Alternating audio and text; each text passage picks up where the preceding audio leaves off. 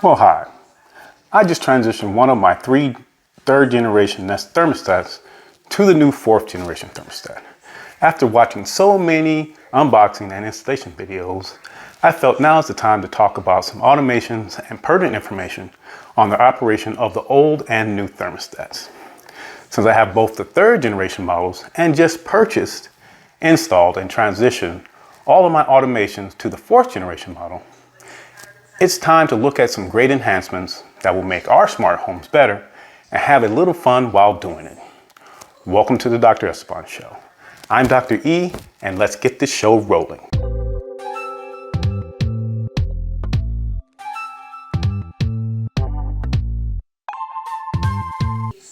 Welcome back.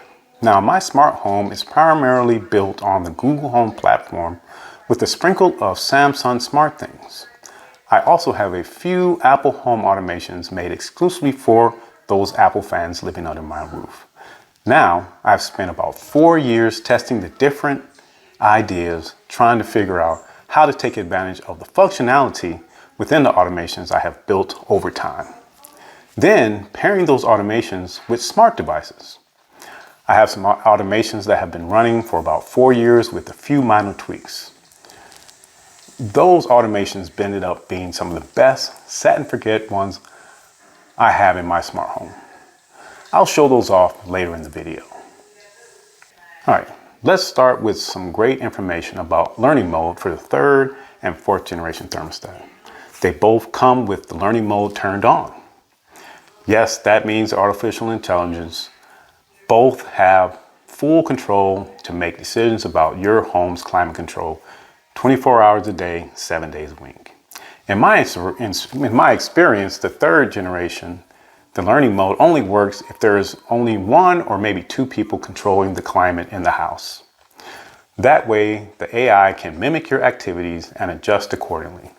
Since I have multiple family members changing the thermostat, trying to get their preferential home climate at all times of the day and night, I'm positive the learning mode got confused. And since there was no common sense built into the third gen AI, because the thermostat was heating and cooling all times of the day, I realized that the third gen learning mode was not good for my situation. And since I was the only one in the house and the temperature kept on changing and going hot and cold, I ended up making the decision to turn it off. Hey, now, after I decided to turn it off, it still took another 2 hours to figure out how to turn the learning functions off. The settings were buried deep into the thermostat settings. There were several steps I had to take to turn the learning function off. Yikes! That was complicated and a pain. I spent about a week wondering if the AI was learning or my family was still changing the thermostat that much. But you're in luck. I will save you the pain. I will link the best, most comprehensive video in the comments below. The fourth gen does have common sense built into its AI, so you should be happy. Get this, I was sitting in the living room watching TV and I got a push notification asking to change the temperature for comfort. Now that was a nice feature that no one is talking about.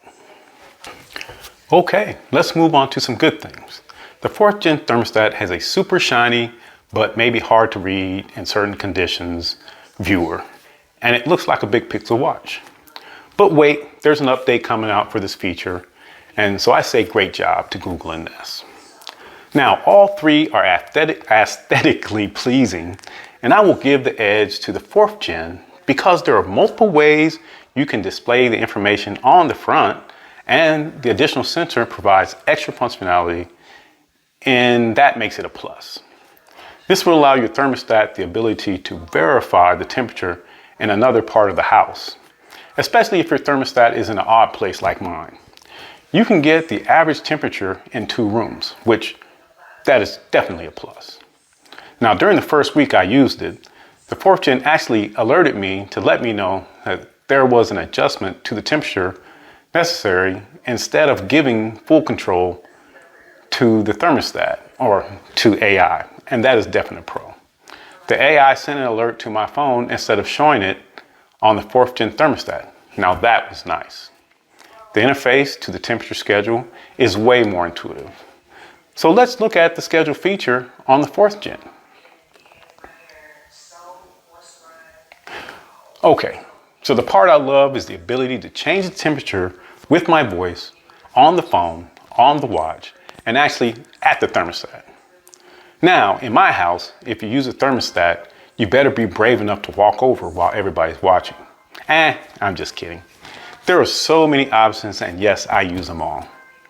Now, my favorite personal feature is I enjoy the convenience of being able to change the temperature from anywhere in the world, especially when the occupants in my house change it to subarctic freezing temperatures. I can simply turn it back to a reasonable temperature and even lock it to my preferred temperature. That saved me a bunch of money.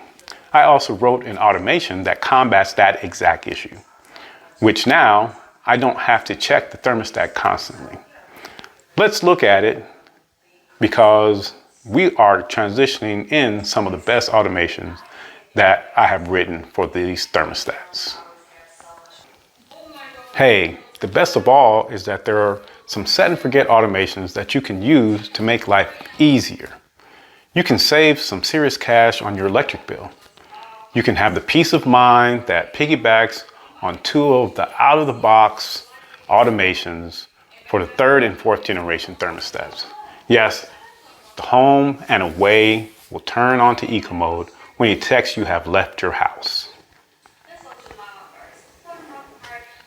Now, the way the automation works is I simply set it to turn off every smart switch, smart outlet, smart light, and fan in the house, and turns on all my security cameras. Now, every time no one is at home, the house goes into electricity saving mode, which has lowered my electric bill. It has saved me a small amount of stress because I don't worry that lights are on and the devices that pull electricity when nobody's at home are not pulling electricity. So let me show you this automation real quick. Now the home automation works the same, but in reverse. The automation turns off all of my security cameras except the doorbell camera. This is so convenient. I had to have the automation running for about 3 years. There is an occasional hiccup when I have a family member visit, but since the thermostats have sensors, if the guest walks by, it will come out of eco mode, and then now I don't have to request or change the automation now.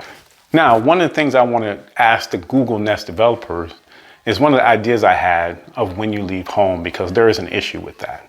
The eco temperature is set to that temperature. If it is set to 50, it will keep the house temperature at 50 degrees.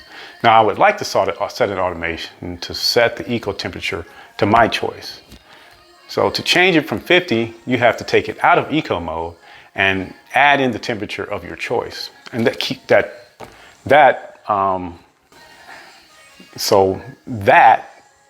just defeats the purpose of having an eco mode. Now, and since this is getting to the end of the video, I'm going to ask you to like and subscribe, not because I'm consistent, because I'm going to be erratic.